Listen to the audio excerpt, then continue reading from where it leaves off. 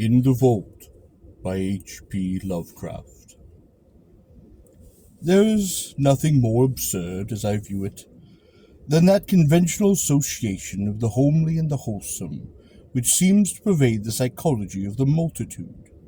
Mention a bucolic Yankee setting a bungling and thick-fibred village undertaker, and a careless mishap in a tomb, and no average reader can be brought to expect more than a hearty, albeit grotesque phase of comedy.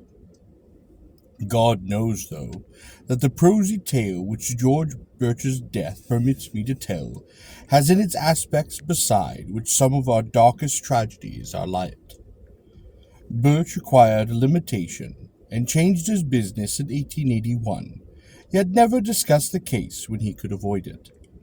Neither did his old physician, Dr. Davis, who died years ago.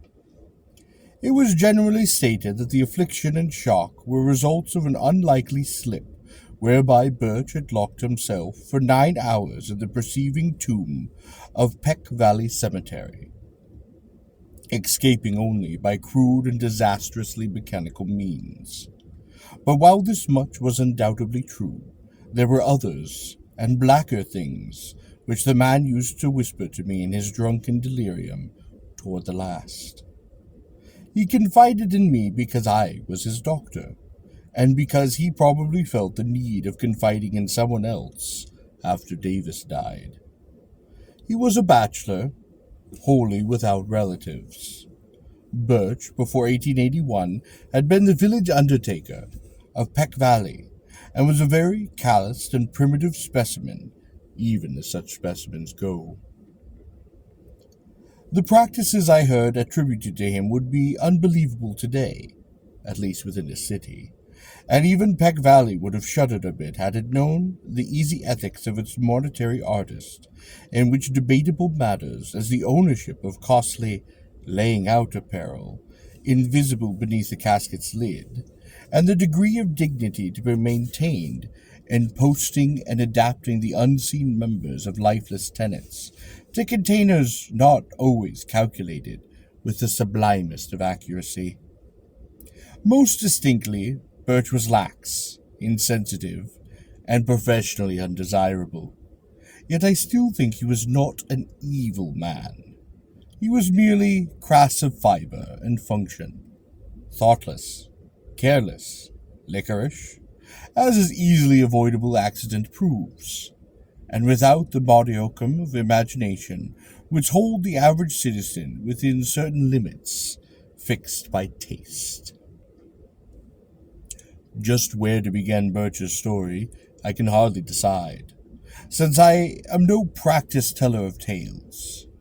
I suppose one should start in the cold December of 1880, when the ground froze, and the cemetery delvers found they could dig no more graves till spring. Fortunately, the village was small, and the death rate quite low, so that it was possible to give all of Birch's inanimate charges a temporary haven in the single antiquated receiving tomb. The undertaker grew doubly lethargic in the bitter weather, and seemed to outdo even himself in carelessness. Never did he knock together flimsier and ungainlier caskets, or disregard more fragrantly the needs of the rusty lock upon the tomb door, which he slammed open and shut with such nonchalant abandon. At last spring thaw came, and graves were laboriously prepared for the 9 silent harvests of the grim reaper who waited upon the tomb. Birch, though dreading the bother of removal and interment, began his task of transference once disagreeable April morning, but ceased before noon because of a heavy rain that seemed to irritate his horse, after having laid but one mortal tenement to its permanent rest. That was Darius Peck, the non-agrarian, whose grave was not far from the tomb. Birch decided that he would begin the next day with the little old Matthew Fenner, whose grave was also nearby, but actually postponed the matter for 3 days, not getting to work until a Good Friday, the 15th. Being without superstition, he did not heed the day at all, though even afterward he refused to do anything of importance upon that fateful sixth day of the week. Certainly the events of that evening greatly changed George Birch. On the afternoon of Friday, April 15th, then Birch set out for the tomb, with horse and wagon, to transfer the body of Matthew Ferner. That he was not perfectly sober, he subsequently admitted, though he had not then taken to the whole, by drinking which he later tried to forget certain things. He was just dizzy and careless enough to annoy his own sensitive horse, which, as he drew it viciously up at the tomb, neighed and pawed and tossed its head, much as upon that former occasion when the rain had vexed it. The day was clear, but a high wind had sprung up, and Birch was glad to get to shelter as he unlocked the iron door and entered that side hill vault. Another might not have relished that damp, odorous chamber, with its 8 carelessly placed coffins, but Birch in those days was quite insensitive, and was concerned only in getting the right coffin to the right grave. He had not forgotten the criticism aroused when Hannah Bixby's relatives, wishing to transport her body to the cemetery in the city whither they had finally moved, found the casket of Judge Capwell beneath her headstone. The light was dim, but Birch's sight was good, and he did not get Asaph Sawyer's coffin by mistake, though it was very similar. He had indeed made that coffin for Matthew Ferner, but had cast it aside at last as too awkward and flimsy, in a fit of curious sentimentality, aroused by recalling how kindly and generous that little old man had been to him during his bankruptcy 5 years before. He gave old Matt the very best his skill could actually produce, but was thrifty enough to save the rejected specimen, and to use it when Asaph Sawyer died of a malignant fever. Sawyer was not a lovable man, and many stories were told of his almost inhuman vindictiveness and tenacious memory for the wrongs real or fancied. To him Birch had felt no compunction in assigning the carelessly made coffin, which he now pushed out of the way in his quest for the Ferner casket. It was just as he had recognized old Matt's coffin that the door slammed upon the wind, leaving him in a dusk even deeper than before. The narrow transom admitted only the feeblest of rays, and the overhead ventilation funnel virtually none at all, so that all he was reduced to was a profane fumbling as he made his halting way among the long boxes back toward the latch. In this funeral twilight he rattled the rusty handles, pushed upon the iron panels, and wondered why the massive portal had grown so suddenly recalcitrant.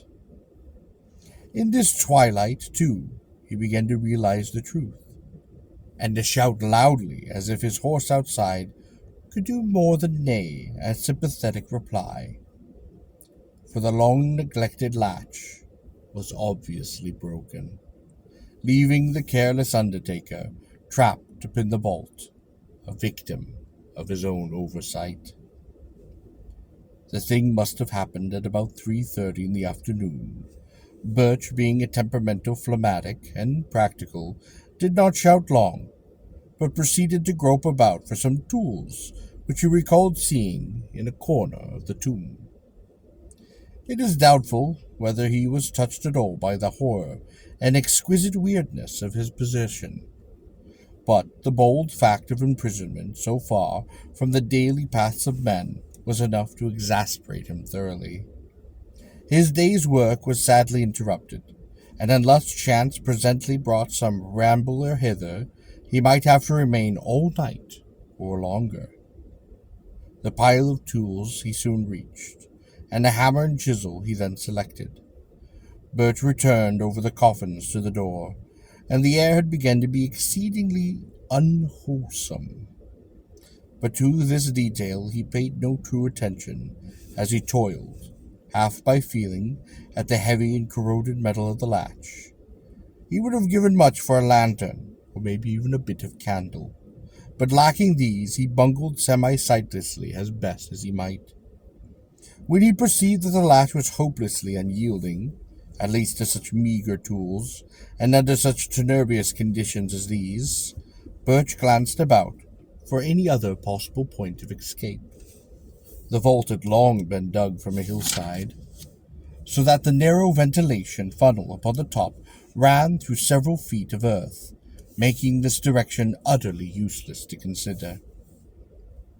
Over the door, however, the high slit-like transom in the brick facade gave a promise of possible enlargement to a diligent worker.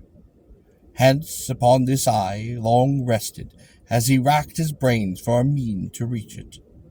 There was nothing like a ladder upon the tomb, and the coffin niches upon the sides and rear, which Birch seldom took the trouble to use, afforded no ascent to the space above the door.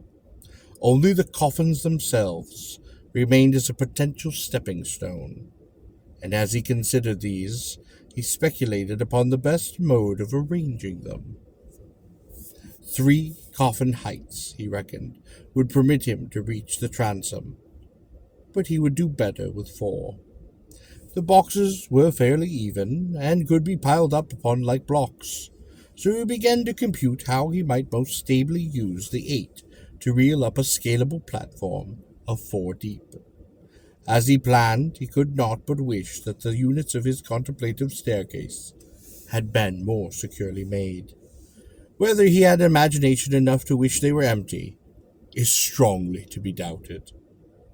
Finally, he decided to lay a base of 3 parallel with the wall, to which upon this 2 layers of 2 each, and upon these a single box to serve as the platform.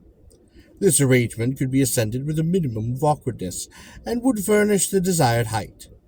Better still, though, he would utilize only 2 boxes of the base to support the superstructure, leaving 1 free to be piled on top, in case the actual feat of escape required an even greater altitude. And so the prisoner toiled in the twilight, heaving the unresponsive remains of mortality with little ceremony as his miniature Tower of Babel rose, course by course. Several of the coffins began to split under the stress of his handling, and the plan to save the staunchly built casket of little Matthew Fennett for the top, in order that his feet might have as certain a surface as possible. In the semi-gloom, he trusted mostly to touch, to select the right one, and indeed it came upon it almost by accident, since it tumbled into his hands, as if through some old volition, after he'd unwittingly placed it beside another upon the 3rd layer. The tower at length was finished, and his aching arms rested by a pause, during which he sat upon the bottom step of his grim device. Birch cautiously ascended with his tools, and stood abreast of that narrow transom. The borders of the space were entirely of brick, and there seemed little doubt but that he would shortly chisel away enough to allow his body to pass. As his hammer blows began to fall, the horse outside whinnied in a tone which may have been encouraging. It may also have been mocking. In either case, it would have been appropriate, for the unexpected tenacity of that easy-looking brickwork was surely a sardonic commentary upon the vanity of mortal hopes, and the source of a task whose performance deserved every possible stimulus. Dusk fell, and found Birch still toiling. He worked largely by feeling now, since newly gathered clouds hid the moon entirely, and though progress was still slow, he felt heartened at the extent of his encroachment upon the top and bottom of the aperture. He could, he was sure, get out by midnight, though it is characteristic of him that his thought was untinged with any eerie implication, undisturbed by oppressive reflections upon the time, the place, or the company beneath his very feet. He philosophically chipped away the stony brickwork, cursing when a fragment hit him in the face, but laughing when one struck the increasingly excited horse that pawed near the cypress tree. In time, the hole grew so large that he ventured to try his body in it now and then, shifting about so that the coffins beneath him rocked and creaked. He would not, he found, have to pile another upon this platform to make the proper height, for the hole was on exceedingly the right level to use as soon as its size permitted. It must have been midnight at least, when Birch decided he could get through the transom. Tired and perspiring despite his many rests, he descended to the floor and sat a while upon the bottom box to gather his strength for that final wiggle and leap to the ground outside. The hungry horse was neighing repeatedly and almost uncannily, and he vaguely wished that it would stop. He was curiously unelated over his impending escape and almost dreaded the exertion, for his form had the indulgent stoutness of early middle age. As he remounted the splintering coffins, he felt his weight very poignantly, especially when upon reaching the topmost one, he heard the aggravated cackle which bespeaks the wholesale rending of wood.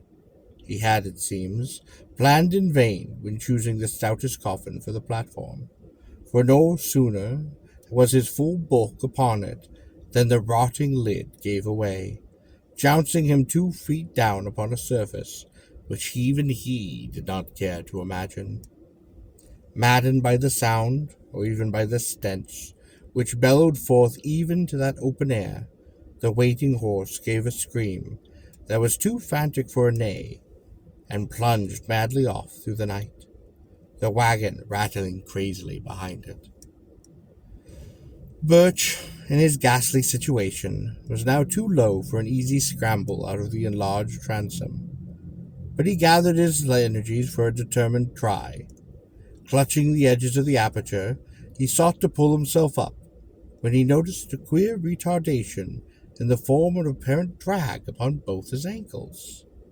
In another moment, he knew fear for the first time that night, for struggle as he would, he could not shake clear of that unknown grasp which now held his feet in relentless captivity.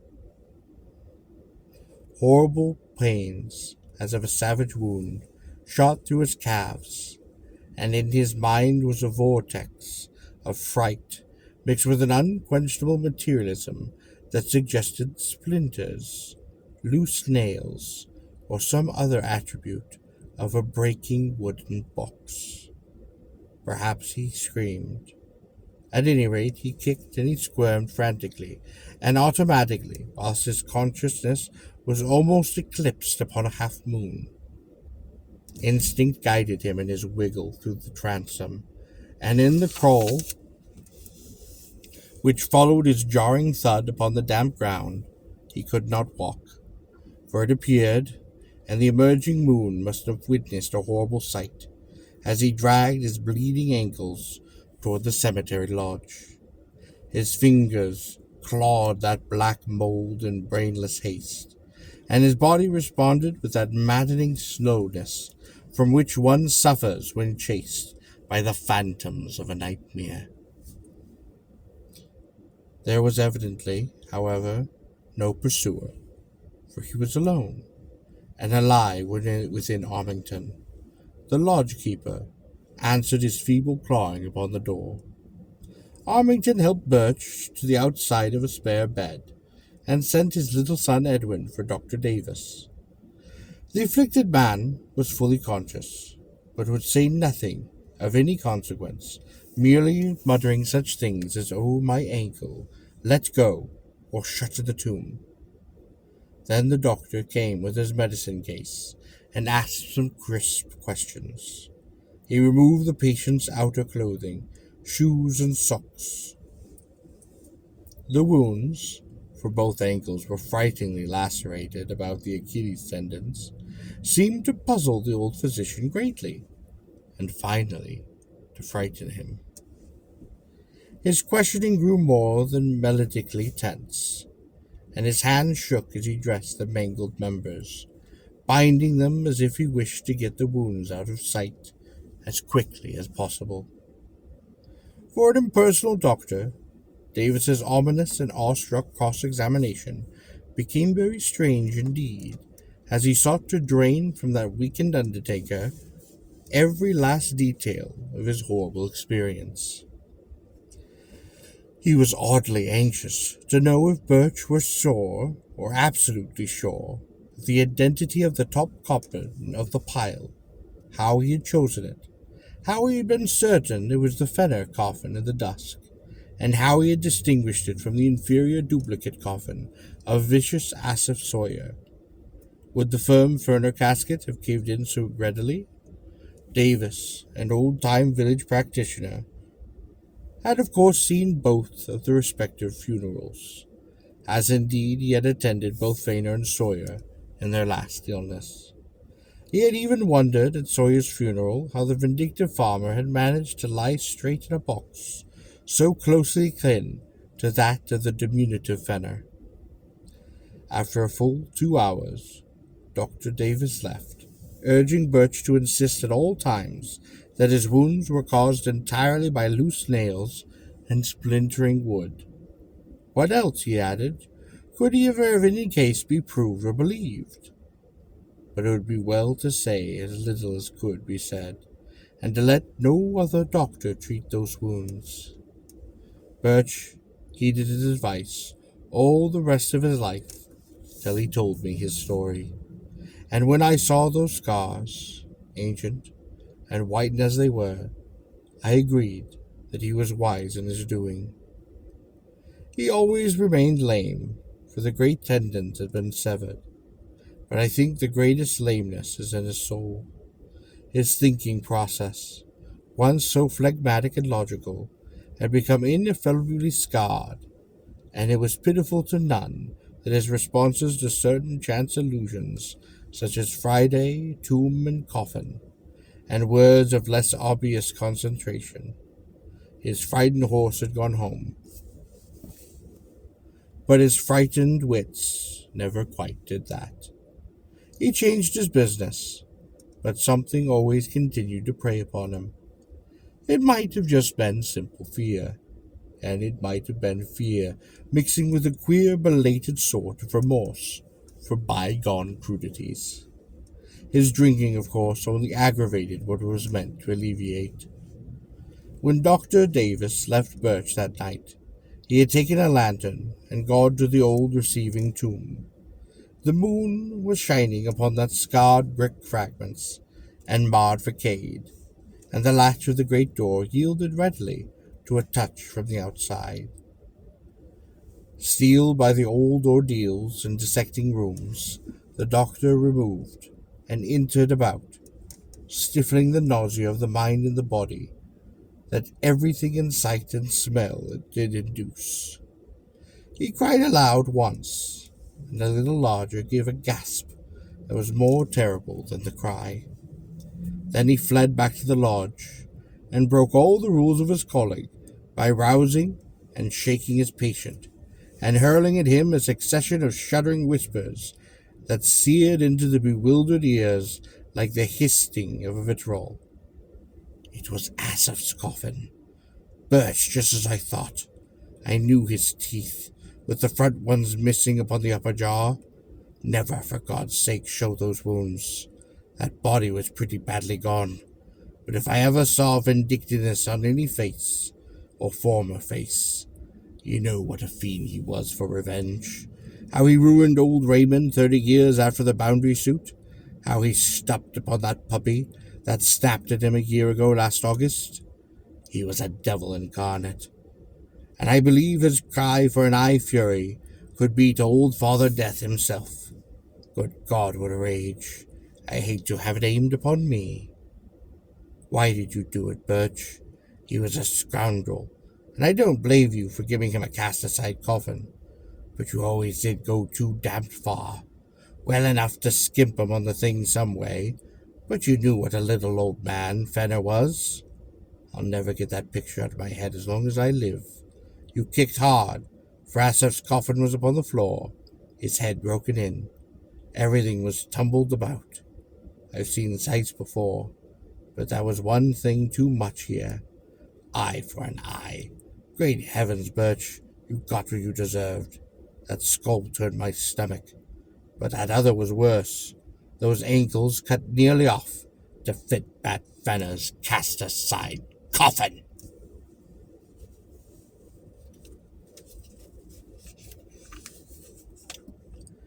This story was written on September 18th, 1925.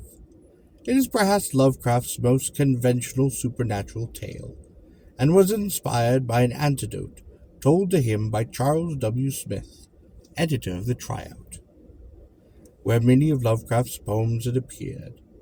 The story was published to the Tryout of November 1925, although Clark Ashton Smith remarked in a letter that it was the realistic grimness of Burse. The tale was initially rejected by Weird Tales because the editor felt that its gruesomeness might cause the magazine to be banned from certain newsstands, as had happened with The Loved Dead on May, June, and July 1924, a story Lovecraft had ghostwritten for C.M. Eddy. It was finally accepted years later by Weird Tales and published in its April 1932 issue.